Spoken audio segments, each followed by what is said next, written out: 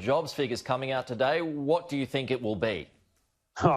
I'll pick a number out of the hat for you there, Pete, in terms of what it could be. Look, the range is huge in terms of jobs added. So it will be big. It's for June. It's not July. And that therefore doesn't encapsulate the issues that are coming on down here in Victoria.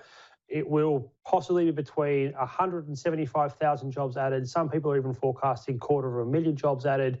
And then there are very, very pessimistic views out there that said that we could actually see another contraction, as much as 50,000 jobs lost. So it's hard to argue that point. What is key, it's not to actually look at what we call the printed unemployment numbers, which are probably going to hold about 7.1 to 7.4% of the unemployment. It's hours worked and what we call the underutilisation, because that will actually capture JobSeeker and JobKeeper people, particularly that underemployment and underutilisation. It's expected to be around about 19 to 19.5%, and that is a big movement. That work done also has fallen by about 10% because those people on JobKeeper, JobSeeker, therefore aren't working, aren't having any hours, and therefore also fall out of the system. So that gives us a clear indication. But it is, as the Treasurer said, and I think he's probably correct on it, he's saying it's probably more that the unemployment rate's about 13.5%, and that the underutilisation is probably actually 1 in 5 of us are underemployed.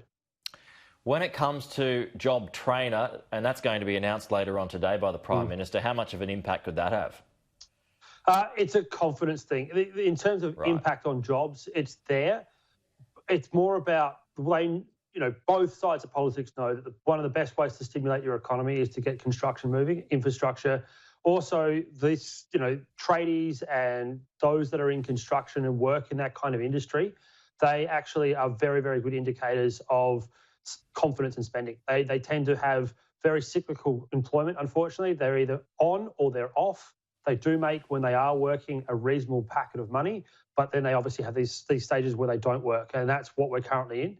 They then also tend to spend quite well because they also have businesses that are cyclical. They buy quite high-end products when they have to do their business. So it's quite a good economic start to point, which is why Labor and Liberal, both sides of politics, always target these spaces.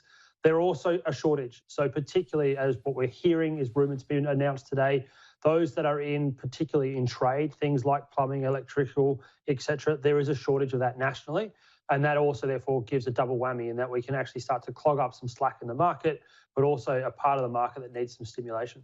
How much of a blow do you think, and it's obvious there will be something of a blow, but Victoria heading backwards again?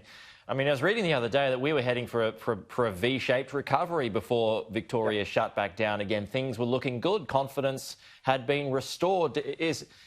I don't want to say, is that somewhat hopeful, because then the handbrake was put back on again. But how do you read into Victoria putting that handbrake back on again? From my personal point of view, I actually thought that this was probably more likely. And what I mean by that, I say that very carefully because I didn't mean to have a second wave outbreak. I think the confidence, that V-shaped recovery that you're alluding to, Pete, was probably overdone. You couldn't have gone through the scenario that we've just gone through. We are in recession and not experienced some more economic hardship. And that's still actually, I believe, to play out. There are still a lot of what we call zombie businesses being supported out there that will not come back at all. There are still a whole heap of unemployed people that are on JobKeeper that unfortunately therefore will lose their jobs. So all of that comes into that question. There's also the other part of it is, yes, we're not over this. The health side of this crisis is clearly still there. We were told yesterday by the Prime Minister and also the Premier of New South Wales in no uncertain terms that suppression is what we're going to do. Therefore, we're going to have to live with scenarios like this. Now, Victoria is different. It has got away from the Victorian government. That is clear. There's no argument about that from any side of politics. Therefore, the confidence hit is there. The other way to look at it is that you look at the consumer confidence numbers yesterday, and it showed, even though this is possibly an isolated issue here in Victoria, it did hit the national psyche. So we did see family finances go backwards by 14%. We did see the outlook for the economic of Australia in the next 12 months from consumers go backwards by about 10%. So we're going to have to live with this, which means, therefore, that question about the V-shaped recovery, it is all on confidence. If we saw that more and more we got confident in May and June, the better and faster the economy recovered. If we keep having these stop-start scenarios or outbreaks like we're currently experiencing, that will be why the economy takes longer to get back on its feet.